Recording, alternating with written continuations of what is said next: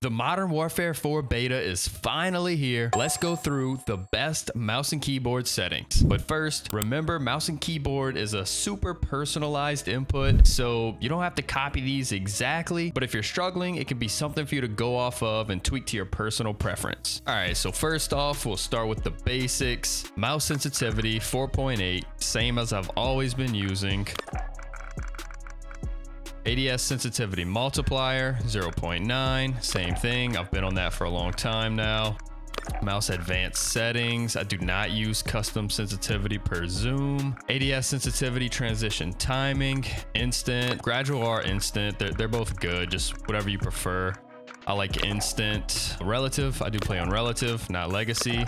Same thing here though. If you've been playing on legacy for longer than relative, then just stick with legacy. 1.33 monitor distance coefficient. Once again, if you're used to 1.78 or a 0, just stick with it. It's not gonna make any difference or be a big difference to your aim. Mouse calibration, we don't use any of this except for mouse wheel delay. I put on 70 just so I can YY with the mouse wheel. All right, so next we have keybinds. Pretty standard stuff in here, nothing too crazy. Crouch X, crouch slash slide. I wish there was a dedicated crouch key, but there's not. So crouch slash slide, I use X, but I only use this to crouch because I use a dedicated slide key, which I'll show you here in a second. Under movement advanced keybinds, slide, left control, dedicated slide key. You won't get any dead slides with this. I have seen people use a dedicated mantle key, but I don't like it. I just like to spam the space bar to mantle.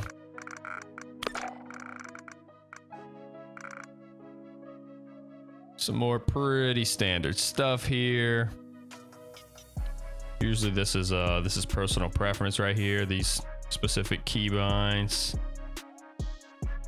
Ping, I use left alt to ping.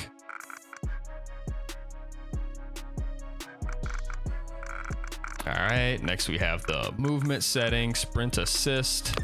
I do use tactical sprint assist. That way you can just press W and you're full on sprinting. No mantle assist. Corner slice I keep off just because it just kind of messes with my centering, I find. Crouch behavior toggle, if you rather hold to where you can just hold it and let it go and you're popping up and down, that's fine as well. I just like toggle. I like go to instead of toggle or hold for prone behavior, because if I get in a sticky situation and I just hurry up and prone behind cover, I can just spam my prone key and I'm not like proning and then popping back up and, you know, kind of mixed up, and whether I want to prone or not, just spam it and I know I'm going to prone. Slide maintain sprint, I have this on.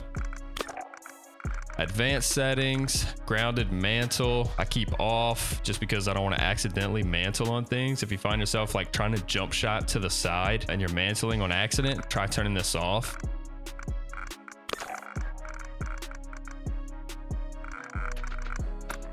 Combat, aim down sight behavior, hold, dedicated keybind for melee, which is 3 for me. Weapon mount, ADS plus melee. I've been having it like that for a while now. Advanced combat settings, nothing too crazy in here.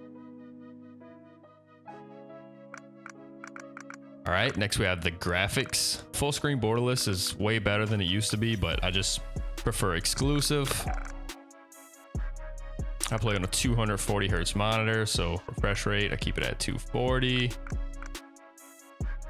I play in 1440p. Brightness, I'm at 54. On plus boost for NVIDIA reflex low latency. Some people prefer on and some people prefer on plus boost. Just kind of try both and see which one feels better for you.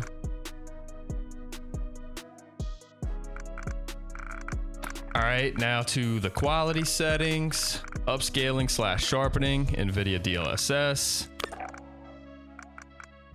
I keep it on a balanced preset. Depending on your PC build, you know, you can go for ultra performance.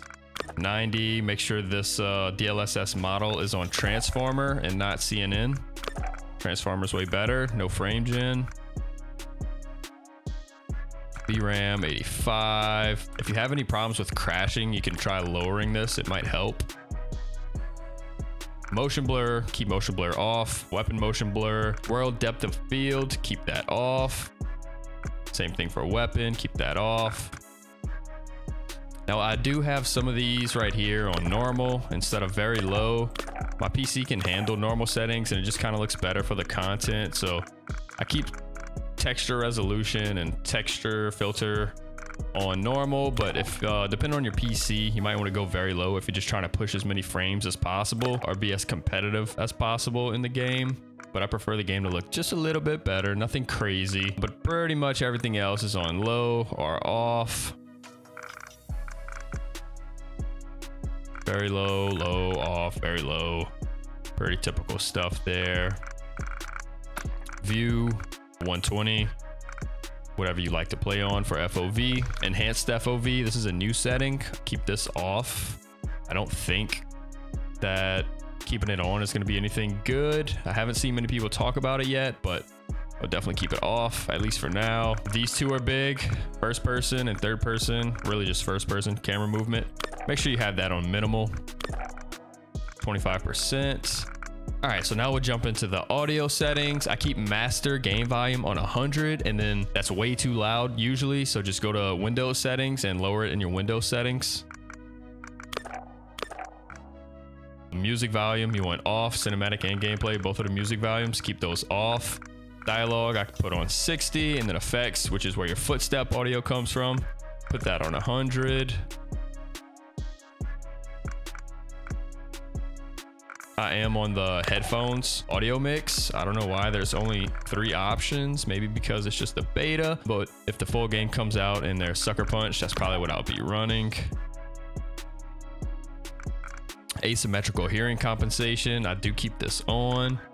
And custom frequency intensity, same thing for left and right. This has been the meta for me for a while now.